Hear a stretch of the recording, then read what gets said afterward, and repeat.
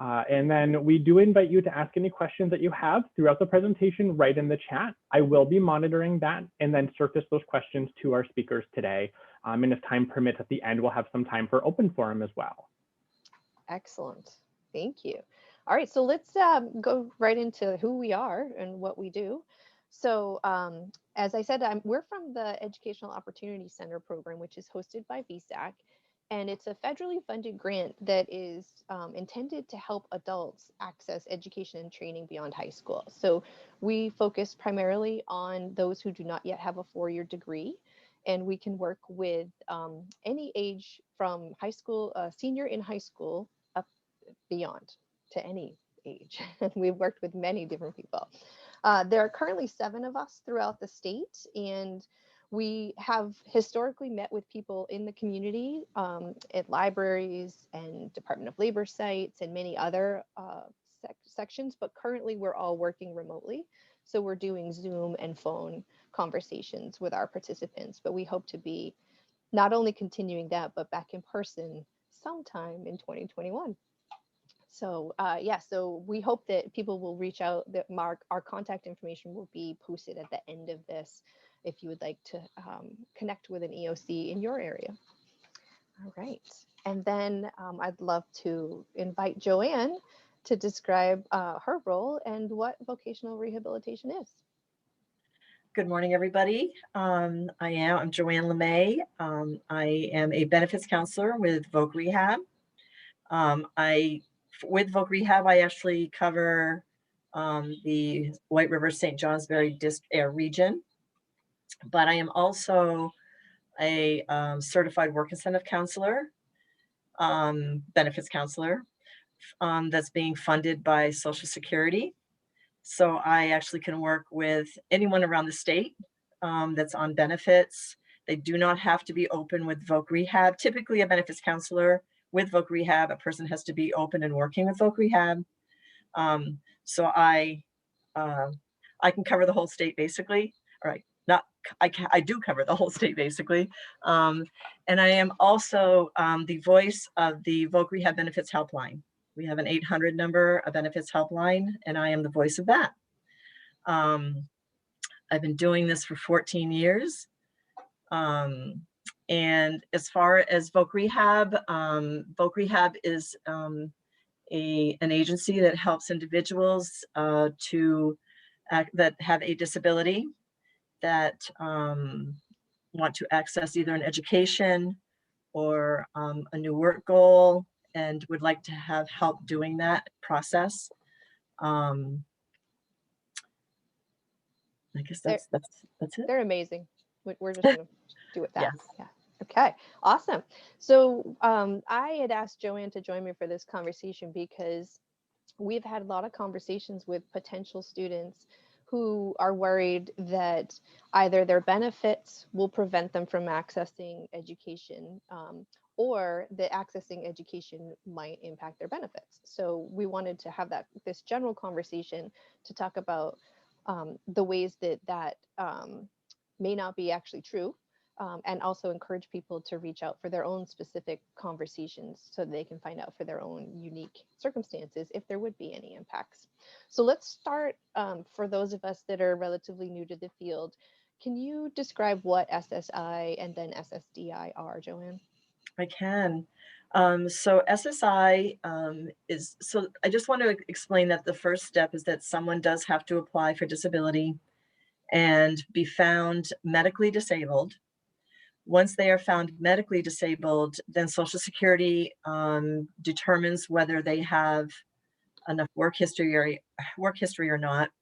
If there's not enough work history, a person will receive SSI, which is a monthly benefit, a set monthly benefit that someone gets.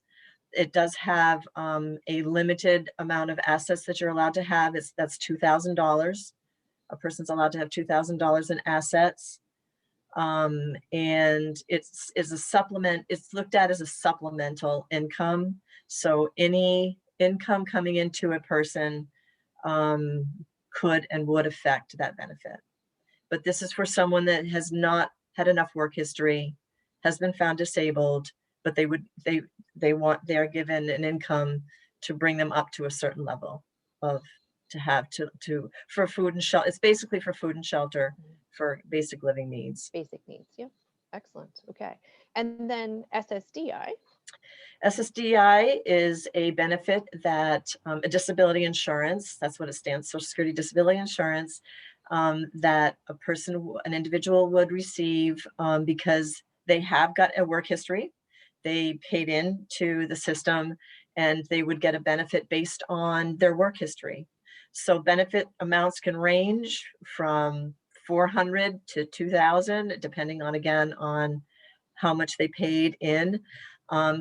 I do want to just touch base that an individual also can get this benefit if they were found disabled before the age of 22 and a parent is collecting a benefit, either a retirement benefit or a disability benefit of their own. Mm-hmm. So there's a child who doesn't have enough work history could be receiving this benefit also because of a parent. Because the parent's work history. Right. Okay, excellent. Thank you. All right, so then the next slide, this is one that I hear sometimes, and I'm sure you have heard in your experience, JoAnne. You can't pursue education and training while you're on SSI or SSDI. Yeah, that's definitely a myth. You can pursue an education while being on either benefit. Typically, number one, because there's not an income coming in from an education, right? Right. Employment can obviously have an impact, but with an education, there are some monies that come in, and we're going to talk about that later, that could have a bearing on the benefit, but you absolutely 100% can pursue an education and training and employment while you're on these two benefits. Awesome. Excellent. Okay, let's go to our next one. So I wanted to touch on some of the general education and training resources that are available, regardless of if you're on benefits or if your parent was receiving benefits. So there are some programs offered through the Department of Labor. The acronyms are WIOA and ICANN. It's okay if you don't remember the acronyms, but they're workforce development programs that a participant can work with a Department of Labor counselor to see if they qualify for. And those can help assist with expenses that are related to their job goal. VR, Voc Rehab, as JoAnne explained, also can provide supports, and their supports can include the cost of books, for example, for classes, and definitely assistive or adaptive technology to help with your learning needs. There's also employer benefits that many people may be eligible for. They would check with their own employer if they're working part-time, or even if they're working full-time, they may have some benefits they can tap into. And if they have military experience or are veterans, there may be benefits that they can access as well. And all of those could be used regardless of your situation, as long as you qualify for the particular program. Okay. And then if we move on, there are also a lot of financial aid sources for students that want to pursue any certificate or degree coursework at any college, okay? Not college that accepts financial aid. So we encourage people always to do the FAFSA first. That is a free application for federal student aid. And when you do that, you can determine if you are Pell Grant eligible, work study eligible, and borrow potentially student loans if you need it for your studies. And sometimes this is one of the places where people will say, but I get SSI or I get SSDI, so I might not qualify for a Pell Grant. And SSI and SSDI are not counted as income for the purposes of determining if you are grant eligible, either for the federal Pell Grant or for number 2, the state degree grant, which can be full-time or part-time work. There's also aid from the actual school you may attend, including different federal grants, their own grants, and a work study program based at the college, as well as a lot of scholarships. So all of these may be available to students. and if you are on SSI or SSDI, it is not likely to impact your eligibility for these programs. And receiving this aid is also not likely to impact your benefits, but that's where JoAnne's expertise comes in to figure out if there's any specific impact. And this is what I do. This is my life, right? EOC counselors are completing applications, not completing, we're helping participants complete applications all the time for these programs to see their eligibility.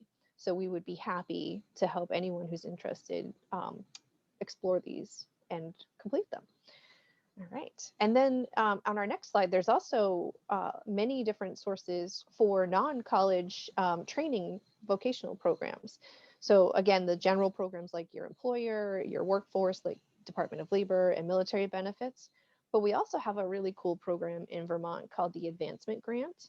And again, an EOC counselor can help you complete that application. And this is intended for people who want to either try out 1 or 2 college classes or to take a training program that's not necessarily college. So for example, a commercial truck driver's license or licensed nursing assistant, many, many different programs out there that the Advancement Grant can help fund. And you can also work with your agencies like VR, Department of Labor, A4TD, if people are not familiar, Vermont Associates works with seniors, and they all can potentially have some additional funding options to help you pay for that training. There are also a few scholarships that VSAC offers that are not specific to college work and can be used for non-college training, and there's some examples there. So again, we would be happy to explore with anyone what their particular situation, what opportunities they might have for funding. Okay. Oh, and hey, more scholarships. I forgot, we also, I shouldn't forget, this is a wonderful opportunity from the Curtis Foundation. We have some credential of value training scholarships that can also be a potential match for participants. And at the moment, there is some Department of Labor adult career and technical education funding available that you may be eligible for. You would work with a WIOA counselor at Department of Labor to determine that. There may also be professional associations. So for example, maybe you want to become a mason and do stonework. So there may be a professional organization that offers scholarships or encouragement for training in that field. All right, so tons of options out there for helping support education and training. Most of them will not impact your SSI or SSDI, but let's move into JoAnne's area and she can talk a little more about how that works. Oh, go ahead, Stacey, did you? Yeah, so here's our myth. Financially, it's going to decrease or eliminate my SSI or SSDI. That is correct. There are, as long as the, this is a myth, absolutely, yes. And as long as the student assistance is under either HEA or the BIA, and I'm assuming, I don't know if everybody knows. So those are, so if it's federal funding for Title IV eligible institutions, or BIA is Bureau of Indian Affairs. So if the funding comes from either the federal government or that source, it is right. not.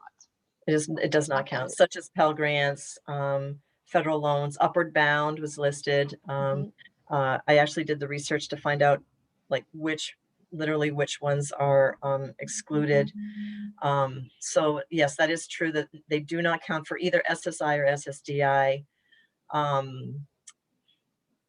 The one in there, the one in there that we said that may count as a wage for SSDI, we were talking about work study, correct? Right. Yeah, I was just going to get to that. Yep. So for and it depends on which benefit you actually receive. Under SSI, if the work study is under, and again, I'm going to use acronyms, under LEAP or SLEEP, SLEAP. If the work study payment is from those programs, it will not count and affect the SSI. If it is from, I guess, directly from the school type of work study, then it will count as income towards SSI. For SSDI, work study counts as an income, period. And I did have a situation where an individual did not know that and finished college and had earned quite a bit of money from work study, and we had to work on that as a situation later down the road, that it did affect her SSDI. So it's important to know that for SSDI, work study, no matter where it comes from, counts. And for SSI, it's going to depend on who pays out the work study. And that's where you would call me to kind of run that situation by individual situations to make sure to find out if it counts or not. And if a student is offered work study, you're not required to take it. You do not have Correct. to do the job if that's going to impact your SSDI in a negative way for you. But students can earn money while on SSI or SSDI. Is that correct? Yes, they can. They absolutely can. If they earn money, it's for SSI. There's it will affect their SSI. It could reduce their SSI. Social Security uses a formula to determine how much of their wages is accountable wage. And SSDI has a substantial gainful activity limit of 1,310. So as long as the person is earning less than that, they're also safe. I do want to add that SSDI has many work incentives involved. There's trial work periods, there's work-related expenses, there's many things that can be used or they can earn actually more than that if they want to, but still retain their benefit. And again, that's where a benefits counselor would be able to help them to do that and to learn that. Our second bullet here, so grants, scholarships that are received that are used to pay for tuition fees and educational expenses are also not counted as income. But the caveat there is to be sure that the recognition that if you spend those funds on a non-educational purpose, it becomes income. So for example, you got a Pell Grant, you maybe had $400 or $500 extra left over after you paid your tuition and fees. If you use the $400 to $500 for travel back and forth to school or textbooks or a laptop, it's all fine. If you use it to get a new wardrobe or a car, well, actually you might not even have a conversation about the car, whether or not you could make that count. But if you use it to go visit Aunt Sally, then it would be considered income. Right, that is correct. Right. Because I was even gonna go on the clothes. It depends on what you're buying the clothes for. Right, that's true. I could make the argument. Right. That if you need steel toe boots, then those can count as educational purpose. Absolutely, absolutely. Okay. Excellent. Yeah, absolutely. All right. How about we're going to talk about the income exclusion credit in our next slide. So I'm going to leave that one for now, if that's okay. And then we just wanted to make sure people understand that there can be unique circumstances in your own particular case that could impact your benefits. And that's why working with JoAnne or other benefits counselors can be a great way to understand what's going to happen in your particular situation. But I think one thought I wanted to leave people with was that getting your education or training and possibly you could potentially increase your income per month without losing your benefit if you are working with a benefits counselor to really think about how that's going to impact. That's correct, right? Absolutely. All right. Absolutely right. And I do want to say that, and I say this to everyone that I speak with, everyone's situation is unique. Everyone's circumstances are unique. And so it's really important because there's always so many variables. There can be so many variables that are small enough to where someone might not even realize it's a variable. So it is really important to get connected with a benefits counselor, especially if there's any concerns or questions on any monies that's coming in and if there's going to be any potential impact. Great. All right, so let's talk a little bit about that student income exclusion on our next slide. What is that, JoAnne? Okay, so the student earned income exclusion is it's actually a work incentive. It's what they consider a work incentive, Social Security, and it's for individuals that are under the age of 22, not 22, under the age of 22. 21 and Um, lower. right. It's actually like, 21 and 11 months or whatever. So for an individual to be eligible for this exclusion, they have to be in college at least 8 hours a week, doing a training course at least 12 hours a week, and they do have to provide proof of enrollment in order to be eligible for this.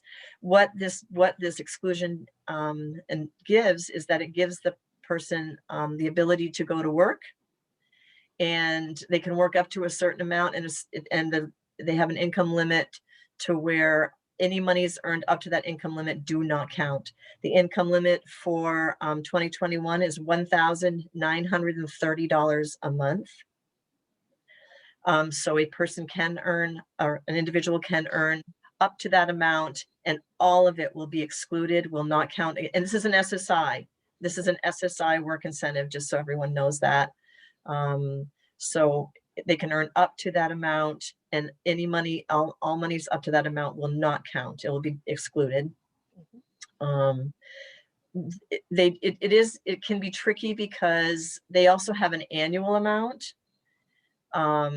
But they still, I will tell you from a recent experience, they do still look at an individual month. And because I had a student, and they were a high school student actually, or just had graduated high school, and they only worked for 3 months. But one of the months they went over the limit, one of the months. So that one particular month they weren't due their SSI, even though I tried to argue to get it, to have them spread it out over the 12. But I lost my argument. But anyway, there's an annual limit and there's a monthly limit on that program. So if a student, for example, age 20 is currently receiving SSI, they could attend school at least 8 hours a week, or a training program that's at least 12 hours a week, and make $1,500, for example, in a job, part-time job, and that would not impact their SSI. Not at all. Because they are a student. That's Excellent. correct. All right. And it also, just so you know, it can still be used through the summer, as long as they are going to be enrolling again in the fall. Great. So it's not just while they're in school. It still is in effect through the summer. And I just noticed this, Chris. You were going to tell me, I'm sure. We just had a question pop up.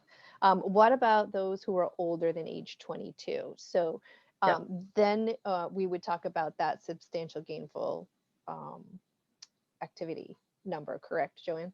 Right. Well, that's when the substantial gainful activity number would either kick in, or, well, if they're SSI though, and this is an SSI program, that's when Social Security would use their formula, which is basically $1 for every $2 earned is what they count.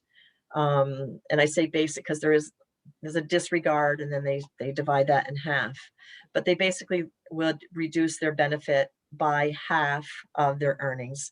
So if they're earning $800 a month, their SSI would be reduced by $400 a month.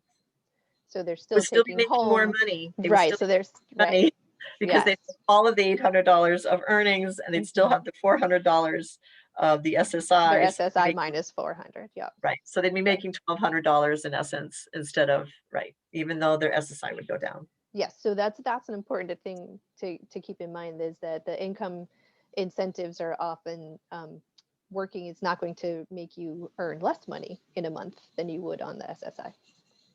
You will still have your earned income plus some SSI. Okay. Yes. Excellent. All right. We have another comment. I was told that 910 is the cap if you're on SSDI. And I didn't see the rest of it, Chris. Do you think you could pull that chat? That's okay. Absolutely.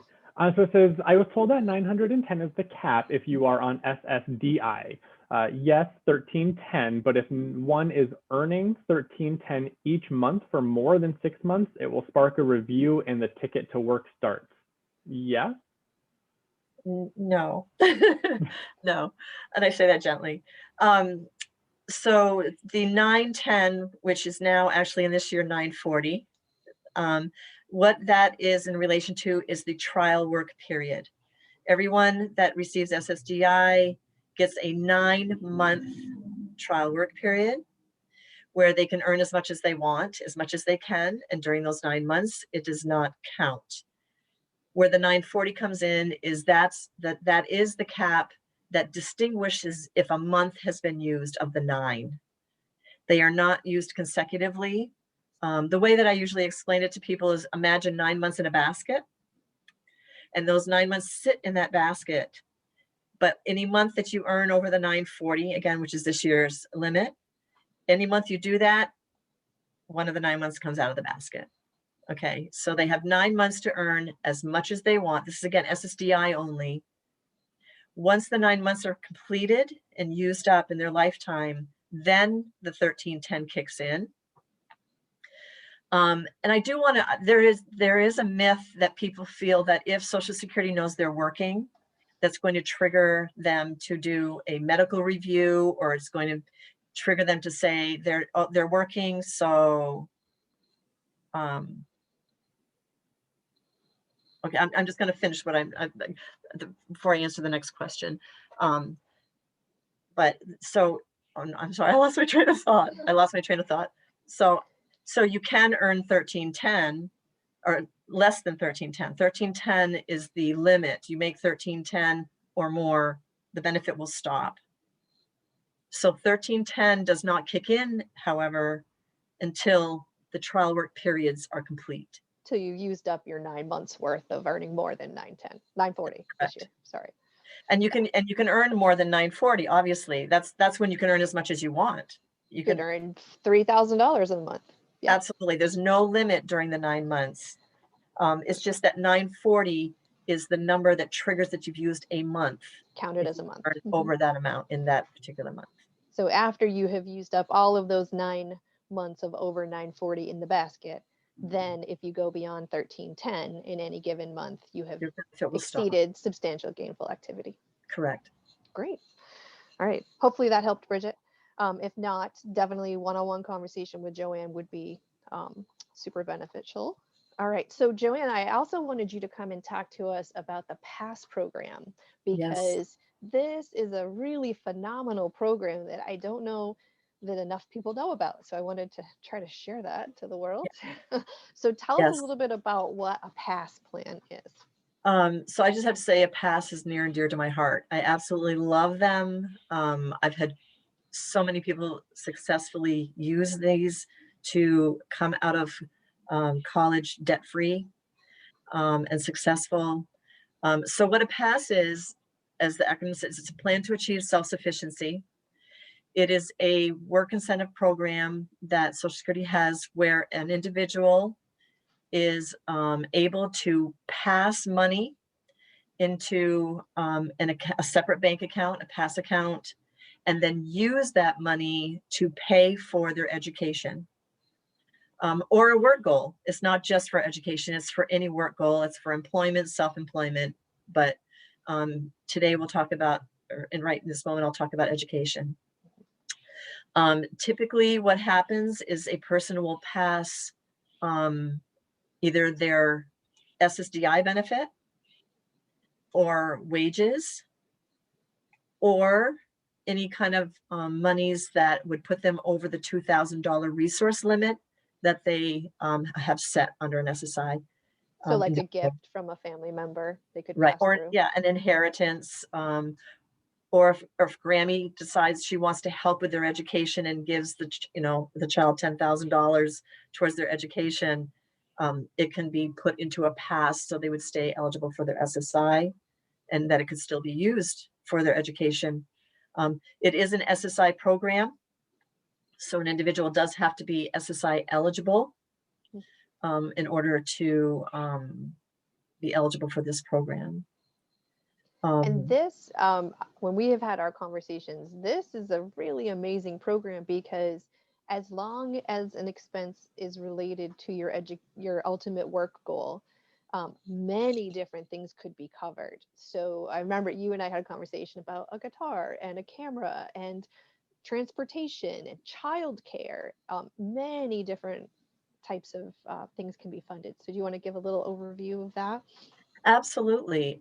So yeah, the sky is really the, I mean, well, first I want to preface to say that a pass is for a work goal. The very first question on the application, because you actually have to apply for this program. And the very first question is, what is your work goal? You cannot do a pass just to go to college. This is not a liberal arts program. This is, you have to have a work goal. You have to be a nurse. You have to be, you know, a veterinarian. You know, you have to have a work goal. You are just going to get your education for that work goal, and the pass will help pay for that education. But that work goal could be in a liberal studies field, like I want to be a writer. Oh, or correct. Yes. I want to be a graphic Yes. artist. Absolutely. I just meant on the application, you can't just say, you know, I want to go to college. I want to go to college. I want to go to college I want a bachelor's. so I can become. Yeah. Yes. I want a bachelor's degree in liberal arts, or, you know, that's where I was going with that. But absolutely, what it can pay for is, this is the most exciting part when I'm actually doing passes with people, because I actually, what I tell them when they're completing and starting the application is, just think of everything that you would need to do your education, everything and anything that you would need to do your education, to get your education. And I can make an argument that it would be, you know, that it would be legit. Yes, it can pay for anything from technology to furniture to a vehicle. I will say it will help pay to get a vehicle. It'll help pay for, yes, transportation. When I mentioned the guitar and the camera to Stacey, I actually had, these are two different people, but I had individuals that were taking guitar lessons as an elective and needed a guitar. So we added that in there, and they were able to purchase a guitar. Another person wanted to take a photography class as an elective, got her a really nice camera to be able to do that through the pass. So the sky, you know, I say the sky is really the limit. Have there been a few things that I've tried to push through that the gentleman that does passes kind of said, you know, but I still go for it, because, you know, I anything that they need for their education. And this is, books, in part, it's so flexible because it's their money, correct? So this is their SSDI benefit, or their income they earned from work, or their money they were given as a gift, and they're just passing it through so that it doesn't impact their monthly benefits, but they can use it for school. Right. The flexibility is still, so there's a pass cadre, it's called a cadre. And it's a gentleman that you send the application to, and he approves that it's a legit work goal, that everything on there appears to be needed. I have had things denied, you know, that, I mean, you know, there'll be 15 things listed, and he'll say, well, I can't really approve this, this, and this right now. Down the road, could we get it approved? Yes, but in the moment, it might not get approved. So it's yes, it's your money. It's the person's money, but they can't just use it for whatever they want. They have to be approved expenses by Tony. Tony is the pass cadre. They have to be approved expenses. They can't just use money for whatever. Right. For your ultimate work goal. But it's a great way to and move assets. Yeah, you can move assets or income so that it doesn't impact your monthly benefit, because you're using it towards your work goal. Right. Yeah. And we're gonna, I think in a further slide, we're gonna get into what can get passed when and all that. I did just see a question. Did I just see a question? Yeah, it's looking at what the time frame is. Tony, a typical time frame is 2 to 3 years. You can go, I mean, I usually go for even a 4-year, because I usually go for a 4. It depends on the school, right? It depends on what your education is. If you're going for a bachelor's, we're going to make the time span, a 4-year time span. The beauty of this is that you put a time span in, because you can't be on a pass forever. You can't. You can't. So they do have a time span, but the beauty is that if you get, I have people that are in their 8th year getting their master's right now, because they've had setbacks because of their disability. They had to take, semesters off, years off. So what happens is it just goes into suspension. But the beauty of a pass is that you can always ask for an extension. You can always ask for an extension. The basic, when you get the general approval in the beginning, you can always ask for a new expense to be added on. You can ask for extensions. It's what's approved, but you can always add. So I hope I just answered that question okay, that there is a time limit, but there's not, if that makes sense. Initially, there's going to be a time limit initially. Could a student do a pass plan intending to go part-time? Part-time school? Yes. Part-time school or part-time training? Oh, absolutely. I had somebody that was doing a pass and she was only doing 1 course a semester. Yep. That's great. And we had a timeline. We still had a timeline for that, you know what I mean? Yep. But we got extensions as she, because then, there was some semesters she was able to get 2 in, 3 in. Great. Near the end, she was really pumping it and she was getting, doing 3 courses a semester. So absolutely. That's awesome. Yeah. And one thing I wanted to be sure people understand is that if your program is eligible for some of the other funding sources we had talked about, for example, it's Pell Grant eligible, then you can use your pass for the things that aren't necessarily covered by your tuition and fees, like, for example, your housing, food requirements, technology requirements, things like that. So it's a great way to fund the other expenses that wouldn't, instead of using a student loan. And I had talked about, the students that are using this to the best of its ability often can come out debt-free. Correct. Which is a wonderful way to be trained for a potential job and not have any debt. All right, awesome. We did have a question come through on the topic of pass. Very thankful for having this conversation, and it looks like Bridget did actually use a pass plan with success in the past. But with the pandemic, of course, many people are finding themselves needing to make a career change. So she started looking into it again and found that a lot has changed since 2007. I believe that may have been when she completed the last pass. A lot of maybe funding cuts, some possible mixed information. Are you able to speak to that at all, JoAnne? I can't speak to what changes since 2007. I guess I'd want to talk to you individually to see what you're speaking of individually. I can't speak to a specific, I don't know. And ironically, I've been here since 2007. That's when I started. But I think the only thing that I can speak to on that is that, has there been some tightening up as far as requirements for certain expenses? And I'm going to speak to cars in specific. When I first started, you could get whatever car you wanted as long as you could show you could make the payment with your pass plan, that type of thing. They're getting they're bringing in the allowability a lot tighter. You've actually got to maybe look at used cars versus a new car. It has to be a certain, there's some restrictions on cars. That's the one thing I have seen a change in. But I guess I'd want to talk to you specifically about what changes you feel you've seen, or read or heard, and we could talk about that and go from there. Great. Thank you, JoAnne.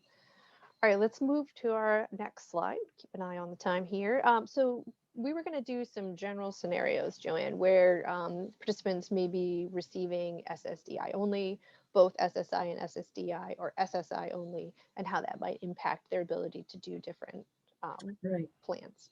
Yep. So again, a PASS is an SSI program. So a person that is on SSDI only, what they would do is they would pass all but $20 of their SSDI into the PASS account. You would be, again, opening a special bank account, brand new, no other monies in it. There cannot be ever any other monies in that account other than your benefit or wages, or an approved gift, those type of things, but specific to the PASS. So you can't just add it to your checking account that you already have. So what a person on SSDI would be doing is they would be passing all of their SSDI, except again for $20. They're given a disregard of $20, and that money, and every month. So that money is used, that money that's being passed is used to pay for all the expenses that you got approved for when you applied for your PASS. So, I mean, if you're getting $900 a month, $900 a month is going into that PASS account to help pay for expenses. When a person is on both benefits, they are actually, to me, the best candidate. JoAnne, I'm sorry. Can I interrupt just for a sec? If someone passes all of their SSDI, what do they live on? Oh, I'm sorry. I am sorry. That's okay. Right. So if they are passing their SSDI, what will happen is they will then become eligible. And I was going to back up because I just remembered the SSI component. They would start getting paid SSI and SSI benefit. Right. So this is where it gets a little tricky sometimes because they have to be SSI eligible. So just because they were found SSDI eligible doesn't mean they will necessarily be found SSI eligible. That could be because of a resource, and because SSDI doesn't have a resource limit. Mm-hmm. There's also this is something that has changed. There are also certain diagnoses that are approved for SSI but may not be approved for SSDI but may not be approved for SSI purposes. So they'd have to have a medical review done to make sure that they are eligible for SSI. And this is where working with you would make a lot of sense to determine whether doing a PASS plan, if you're on SSDI only, would make sense. Correct. Okay, sorry, I didn't mean to interrupt there. I just wanted to make sure people knew that they weren't just put all of their money into an account. No. Thank you. I jumped too quick. So thank you. Thank you very much for bringing me back. And like I said, I had remembered just in that moment that I had talked about the SSI component with SSDI. Not only that they would receive SSI to live on, but that they have to be SSI eligible, be found SSI eligible for that to happen. And these students could also be working as long as they're under the SGA, the Substantial Gainful Activity Limit. Well, they could be working over that because they'd be passing their wage. Ah, right, because they might be passing some of their wage, right? Yes, they would be passing, their wage. So they could still be working over. So that's where these are all scenarios that if you could just, that we could do all kinds of these. Right? I could really dive into scenarios here. All right, sorry. I'll let you move on to what if you're receiving both SSI and SSDI? So a person that's receiving both benefits, this is really the ideal person for a PASS because they're already SSI eligible already. So what would happen is they would pass their SSDI minus the 20. So when a person's on SSDI and SSI, they aren't getting obviously the full SSI benefit because their SSDI is offsetting that, is bringing that SSI down, that SSI benefit down. Yep. So if they were passing their SSDI, they would start getting a full SSI benefit and they would be passing their SSDI. And again, these are the best candidates because they're already SSI eligible. The change would be that they would be passing their SSDI, their SSI would go up full and they live on that full amount. The trickiest of the three is SSI only. You cannot pass SSI into a PASS account.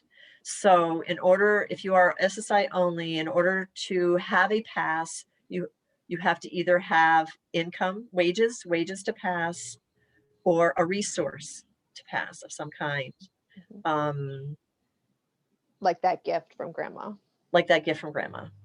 I will tell you, because of the way of the world right now with COVID, a lot of SSI individuals were getting unemployment. Mm-hmm. You could pass the unemployment and stay eligible for the SSI. So the unemployment could be passed. All of it has to be passed. Right. So they wouldn't get their unemployment, but it would get passed to be able to be used for the education still. That's great. So those are sometimes the trickier ones, because again, they have to have something. They have to have something other than else. SSI Yeah, pass. something else coming in. Mm-hmm. Great. Awesome. So, and we could, deep dive, like you said, into a lot of different scenarios, and we're going to try to save a little bit of time for questions. So let's go to the next slide, Chris, and I'll let you give your contact information, and another plug for everybody, reach out to JoAnne. Yes.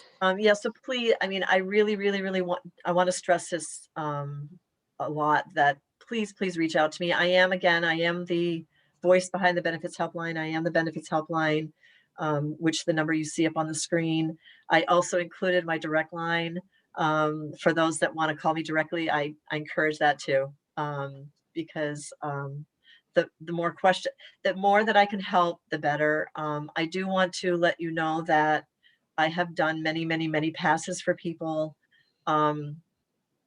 I'm going to put my little plug in here. So I work really closely with Tony. Tony is the person out of Lynn, Massachusetts for New England. He's a New England wide pass cadre.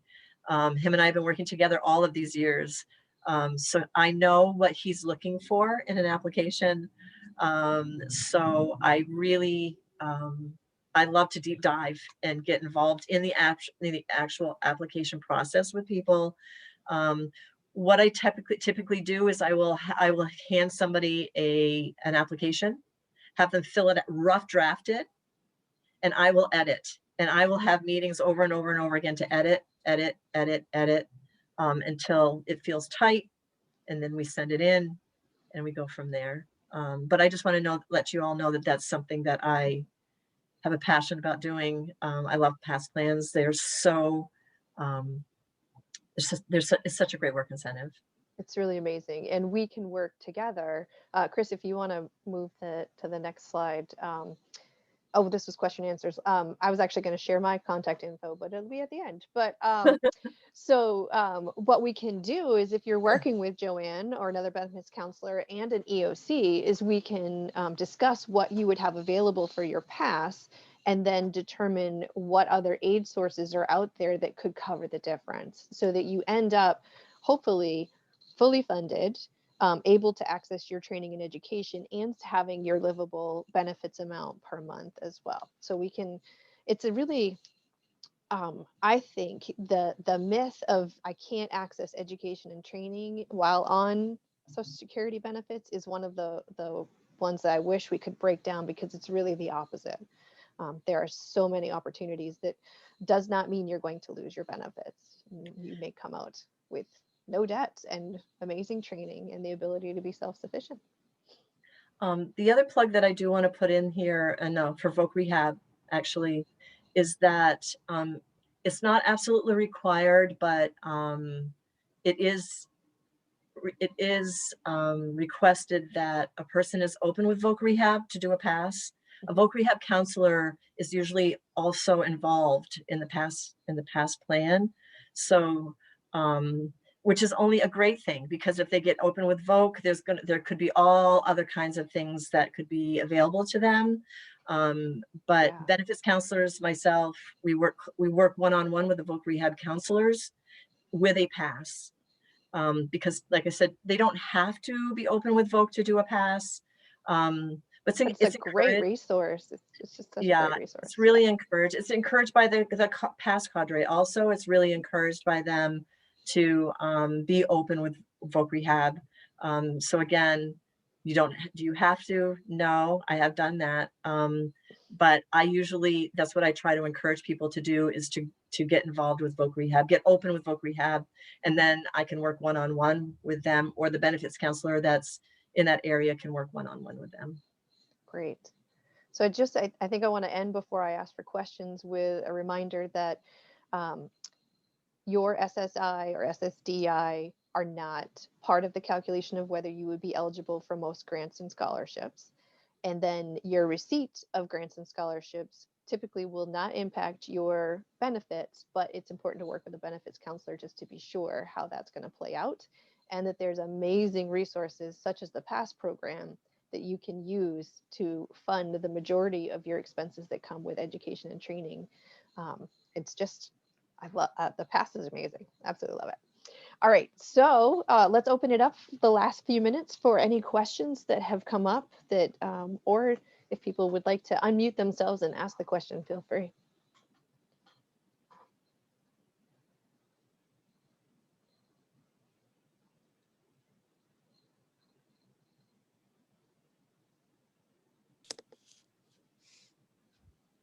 We haven't had any questions come in through the chat. Okay. See, JoAnne, you did such an amazing job. There's no questions.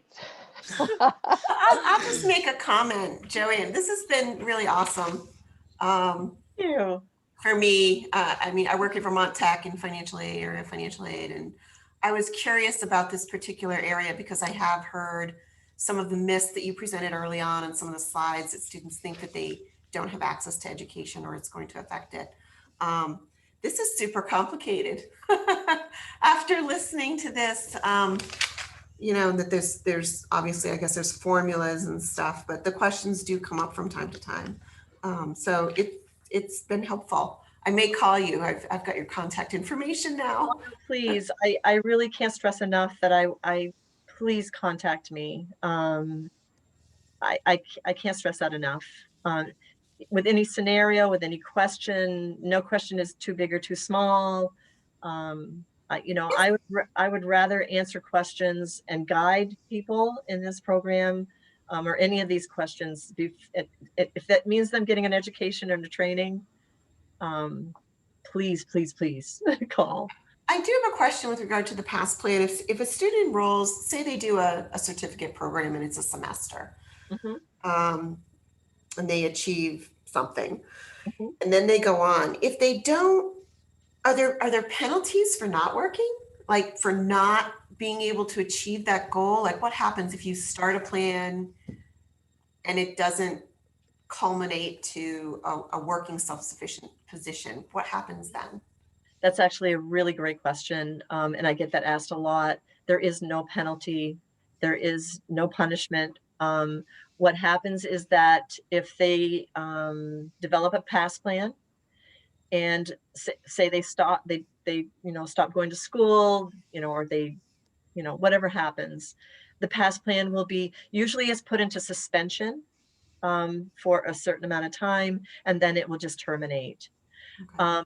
If there's any money in that PASS plan, because so just so you know, with a PASS plan, this is one thing I didn't mention, every 6 months, there's a check and balance every 6 months. So an accounting is what it's called. So every 6 months, they have to do an accounting to make sure that what's in the account based on their receipts and spending balances. So if the PASS ends for whatever reason, whatever money they have in the account has to balance out for what they should have in the account, and they have to send it all back. But nothing that they purchased gets given back. It's theirs. There's no punishment or there's nothing that can happen to them for not doing. And people actually, by the way, they can do more than one PASS, not at the same time. But I've had people do 4 or 5 different PASSes for 4 or 5 different work goals. They decide, no, you know what, I don't want to be an architect. I want to do this, or you know what I mean. So you can do as many PASSes in your lifetime as you want, just not at the same time. You can't do 2 at the same time. Because I have people that have come to me and say, well, I want you to do this or this, and I'm like, well, you've got to. Or one might involve the other. And I'm like, well, you got to complete this one and then you can go on to this one, but. And that's a great point. So thank you for bringing that question up, because you can stack these. So you can start with something and try out what you think is going to be the field you want to go into, and then you may have the ability to then continue on and turn that into a further credential, a degree, maybe turn your 2-year degree into a 4-year degree, take your 4-year degree and go on for further education. It's amazing. You can do a lot with these. It's just awesome. Which is probably more typical for any student. Yes. They don't, it's not really, from what we've noticed, it's not necessarily a straight line. Nope. No. Right. There's usually some sort of path that they're on, but it's not necessarily a straight line for most students in general. Oh no, and I actually was telling Stacey about an example, and she's one of my greatest examples. Actually, I've been working with her for the 14 years I've been doing this. Actually, I started with her 14 years ago, and she's doing a pass right now. She's almost to the end of her bachelor's. She's a Phi Beta. But we, over 14 years, I can't even tell you how many passes we did for how many careers that we did. and they were all in the tech. They were all in the tech field. But she, she would think, this is what I want to do. No, this is what and we did passes for every single one. She'd start school and stop and start school and stop. But she is now getting her communications and security degree, bachelor degree, and she's almost done. She's just excelling. But 14 years of passes. But she finally hit the one that makes that she loves, and Nice. Yeah. Awesome. And that is a great way. We're gonna call it here because we've hit 11 o'clock amazingly already. I will stay on for a few more minutes if anyone has any questions, but we encourage you to reach out to JoAnne for very specific information about SSI, SSDI benefits and accessing education and training, as well as reaching out to the EOCs. We would love to work with you on financial aid applications and talking about what you want to do. We have some upcoming Zooms. We will do an update on the 21-22 financial aid process, and in a month or two, or when we've determined the details, any updated pandemic-related programs. And then at some point, we'll also talk about satisfactory academic progress and how that can impact students in getting back on federal financial aid access. So there will be many more throughout our year. We're going to continue doing these the second Tuesday of the month at 10 a.m. And if you would like to be on the invite list, just let me know. And thank you so much, JoAnne, for joining us today. This was a wonderful program. Thank you so much for having me. And I'll come back anytime you're wanting me back. So thank you. Thank you. Thank you. Thank you.